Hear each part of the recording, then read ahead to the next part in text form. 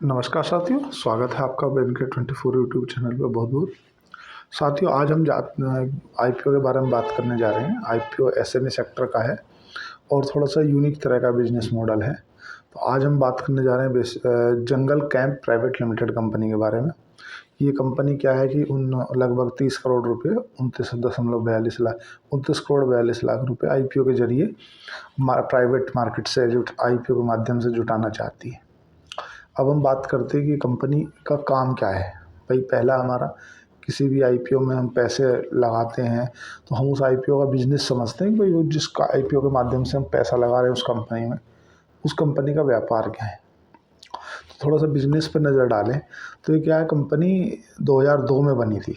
2002 में कंपनी बनी थी और कंपनी का जो मेजर बिजनेस है ना, जो आपने देखा होगा, नेशनल पार्क होते हैं या जो रिसोर्ट होते हैं और उनके अंदर जो एक तरह से मतलब जंगल के बीच में जो एक पेड़ के ऊपर या किसी ऊपर का कमरा टाइप से जो बना दिया जाता है, रेस्टोरेंट वगैरह और कमरे वगैरह का इसका बेसिक बिजनेस है।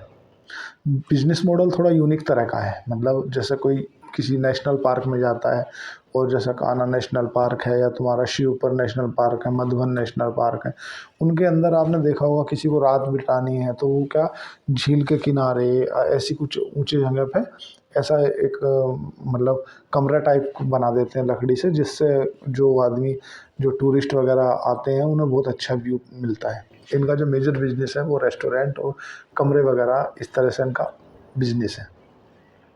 अब बात करें कि कंपनी के पास में वर्तमान में क्या है। वर्तमान में कंपनी के पास 87 से ज़्यादा जो कमरे हैं वो हैं और अधिकतर कंपनी ने जो है ना, जो तुम्हारी जंगल कैंप प्राइवेट लिमिटेड कंपनी है, इसने अधिकतर जो पैसा जुटाने के बाद भी करेगी या अभी भी लीज पे ले रखी है प्रॉपर्टी, क्योंकि वो अधिकतर फॉरेस्ट विभाग की रहती है। तो फॉरेस्ट में आप खरीद तो सकते नहीं हो, फॉरेस्ट की जो ज़मीन होती है उसको आप एक्वायर नहीं कर सकते, तो उसको लीज पे ले लेते हैं। तो ज़्यादातर जो उनकी प्रॉपर्टी है वो लीज पे ले रखी है और एक तरह से कमरे वगैरह का काम है। कमरे और रेस्टोरेंट, स्पा और आपने देखा वो स्विमिंग पूल, जो आप जाते हैं ना बच्चे वगैरह आपके पिकनिक मनाने जाते हैं कहीं भी, तो आपने देखा होगा वहाँ पे स्पा होते हैं, वहाँ पे स्विमिंग पूल होते हैं।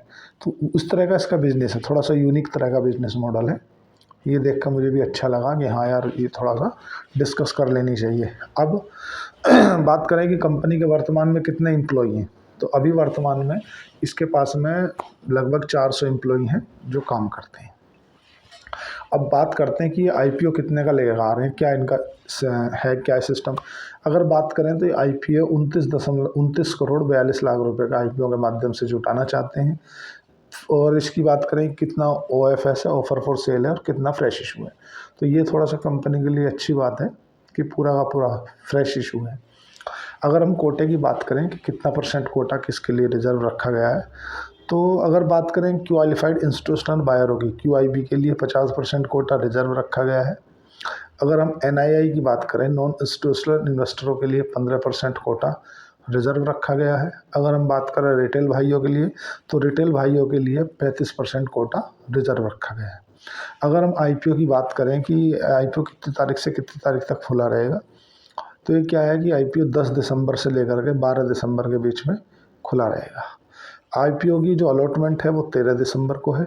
अगर आईपीओ की रिफंड की बात करें तो वो 16 दिसंबर को है। अगर आपको आईपीओ लग जाता है तो इस आपके डीमेट अकाउंट में शेयर क्रेडिट 16 दिसंबर को कर दिए जाएंगे। अगर लिस्टिंग की बात करें तो 17 दिसंबर को इसकी एनएससी बीएससी में लिस्टिंग है। एसएमई सेक्टर की है तो बीएससी में लिस्टिंग।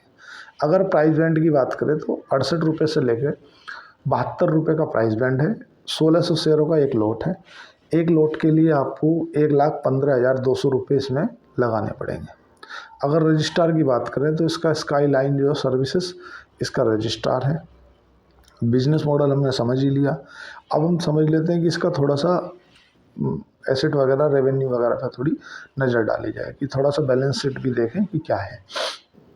देखो, इसके 2000 अगर 2022 की बात करें तो जो इसके एसेट 1891 करोड़ 18.91 मतलब 18 करोड़ 91 लाख हुआ करते थे, वो 2023 में 18 करोड़ 41 लाख हुए और 2024 में 29 करोड़ 43 लाख रुपए। ये ग्रोथ तो है बट सस्टेनेबल तरीके से ग्रोथ नहीं है। ग्रोथ होनी चाहिए ऐसे कि 10, 12, 14 इस तरह से ग्रोथ होनी चाहिए। ग्रोथ है नो डाउट एसेट में, बट सस्टेनेबल तरीके से नहीं है। ऐसा भी हो सकता है कि अभी थोड़ा सा नया नया है तो आदमी इस चीज़ से झिझकता भी है। अब बात करें अगर इसके रेवेन्यू की, तो रेवेन्यू इसका 7 करोड़ 39 लाख हुआ करता था 2022 में, बढ़ के 2023 में 11 करोड़ 10 लाख रुपए हो गया। अभी 2024 की अगर बात करें तो 17 करोड़ 49 लाख रुपए इसका रेवेन्यू है। तो रेवेन्यू भी ठीक ठाक ग्रोथ में है। अगर एसेट वगैरह पर नज़र डालें तो एसेट भी ठीक ठाक है। अगर हम प्रॉफिट की बात करें कि यार ये प्रॉफिट क्या है, तो प्रॉफिट इसको 2022 में 73 लाख रुपए का प्रॉफिट था, जो 2023 में इसका प्रॉफिट 45 लाख का रह गया। भाई 73 लाख से बढ़ के लगभग कुछ बढ़ना चाहिए था, बट इसका और कम हो गया, मतलब 73 लाख से घट के 45 लाख रह गया, थोड़ा सा नेगेटिव है। और अगर 2024 की बात करें तो 3 करोड़ 59 लाख रुपए इनका प्रॉफिट इन्होंने अपने DRHP में बताया है। अब क्या है कि ये थोड़ा सा मेरी समझ से परे है कि आप जो प्रॉफिट है वो इस तरह से दिखा रहे हो कि यार कभी 70 लाख, कभी 50 लाख, कभी 8 करोड़ या मतलब 4 करोड़। तो ऐसा जो किसी भी कंपनी में ग्रोथ ऐसे नहीं होती, सस्टेनेबल तरीके से हर चीज़ में होनी चाहिए। अगर हम इसकी बात करें ROC और ROE वगैरह के बारे में, तो इसके ROE जो है रिटर्न ऑन इक्विटी वो 20% के आसपास है, जो ठीक ठाक है। अगर रिटर्न कैपिटल एम्प्लॉयड की बात करें तो 24% है, तो वो भी सही है। अगर EBITDA मार्जिन की बात करें, अर्निंग बिफोर टैक्स मार्जिन 38% का है। अगर हम पैट की बात करें, PAT profit after tax, PAT margin की बात करें तो लगभग 20% का पैट मार्जिन है। अगर हम बात करें इसकी कि यार ये कितने का EPS बनता है इसका, तो इसका जो EPS बनेगा वो 7 रुपया 82 पैसे EPS बनेगा। EPS कभी भी परसेंटेज वाइज नहीं होता, EPS एक सिंगल डिजिट होती है। और अगर हम इसकी रिटर्न ऑन नेटवर्थ की बात करें तो रिटर्न ऑन नेटवर्थ इसकी 20 की है। और अगर हम return on capital asset value की बात करें तो लगभग 27 के आसपास आ रहा है, जो कि ठीक है। अब हमने ये तो देख लिया कि यार इसके ROC बढ़िया है, ROE बढ़िया है, रिटर्न ऑन नेटवर्थ बढ़िया है, सभी चीज़ें तो थोड़ी ठीक ठाक नज़र आ रही हैं। तो ऐसा क्या है? अगर हम इसके पीयर कंपटीटर की बात करें कि यार इसके पीयर कंपटीटर कौन है, ये लगभग 15 के पी पे आ रही है, तो अपने पी के हिसाब से तो देखा जाए तो ठीक है। इसके बेस्ट, एक तो तुम्हारा बेस्ट ईस्टर्न होटल है, उसका जो पी है 224 का है, और जो उसका EPS है वो 8 पैसे का है। तो ये थोड़ा सा भी क्या कोविड काल से अभी सुधर नहीं पाए हैं, तो इसीलिए इनका जो है पी जो है ना कुछ ऐसा ही है। एक तुम्हारा वाह बाई का करके है हॉस्पिटल, उसका भी 53 का पी है, और 1 रुपया 39 पैसे का अर्निंग प्रति शेयर है। अगर तुम्हारे स्पेयर की बात करें, हॉस्पिटलिटी, वो होटलिटी का भी उसका बिजनेस है, उसका भी 60 का पी है, प्राइस टू अर्निंग रेशियो, और 1.90 पैसे का EPS है, मतलब अर्निंग प्रति शेयर। अब हम बात करें कि इनका ऑब्जेक्ट क्या है, भाई ये IPO क्यों लाना चाहते हैं या इनका IPO लाने का पर्पज़ क्या है।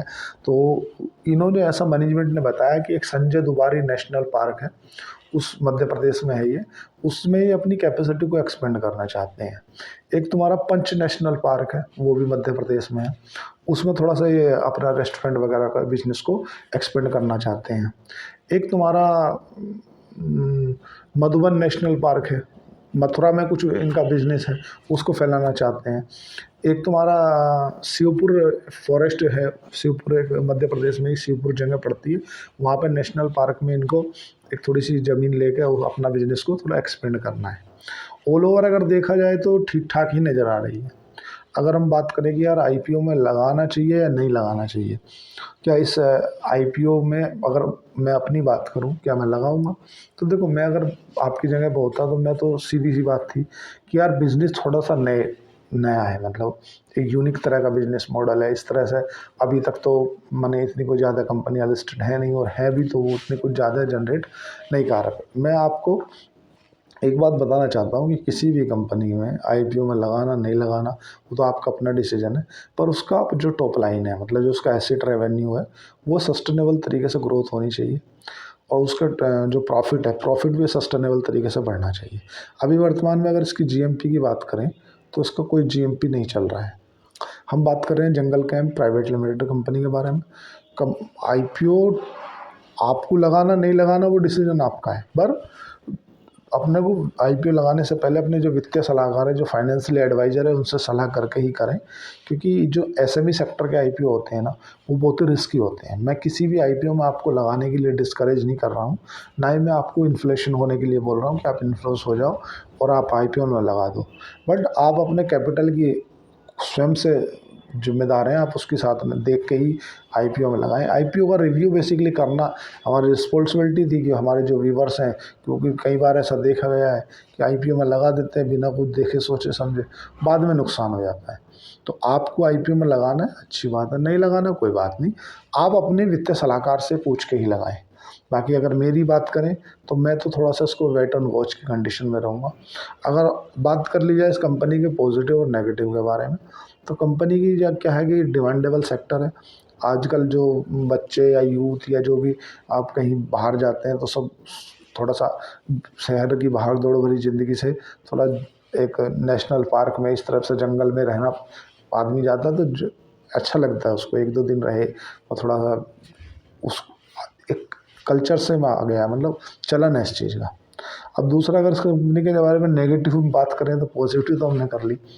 नेगेटिव क्या है कि ये जो ना कि कंपनी का जो प्रॉफिट है ना, वो अनयूजुअल तरीके से फ्लक्चुएट कर रहा है। भाई एक बार इनका हुआ 73 लाख का प्रॉफिट, अगले साल हुआ 45 लाख का प्रॉफिट, फिर अगले साल इन्होंने ऐसा क्या कर दिया कि भाई 3 करोड़ 50 लाख का प्रॉफिट हो गया। तो भाई आप धंधा अभी एक्सपेंड कर रहे हो, आपका ऑब्जेक्ट जो है वो ये है कि हम अपने आप को एक्सपेंड करना चाहते हैं, वो ठीक है, चलो अच्छी बात है। अभी स्पा वगैरह है, इतना कोई ऐसा भी नहीं है कि यार एकदम से इतना कोई रेवेन्यू आ गया। तो जो नेगेटिव मेरे को लगा कि इनका जो प्रॉफिट है वो थोड़ा फ्लक्चुएट कर रहा है। भाई अगर इनका रेवेन्यू भी बढ़ा होता उस लेवल पे तो ठीक था, कोई दिक्कत नहीं। भाई इनका एसेट वगैरह उतने कोई ज़्यादा बढ़े नहीं है। भाई तुम्हारा 18 से 29 हुए, 10% रेवेन्यू, मतलब 10 करोड़ के रेवेन्यू बढ़े हैं, और उसके एवज में अगर प्रॉफिट देखा जाए तो प्रॉफिट तो ज़्यादा ही बढ़ गया कुछ। तो थोड़ा सा ये नेगेटिव लगा मुझे। आईपीओ में लगाना नहीं लगाना वो डिसीजन आपका है, आपको लगाना है तो आप अपने वित्तीय सलाहकार से पूछ के लगाएं। बाकी मेरा अब से पर्सनली ऐसा है कहना है कि आप फाइनेंशियली जो भी डिसीजन लें वो आप अपने वित्तीय सलाहकार से पूछ के ही लें। तो साथियों आज के लिए इतना ही। चैनल को लाइक करें, सब्सक्राइब करें। धन्यवाद, थैंक यू।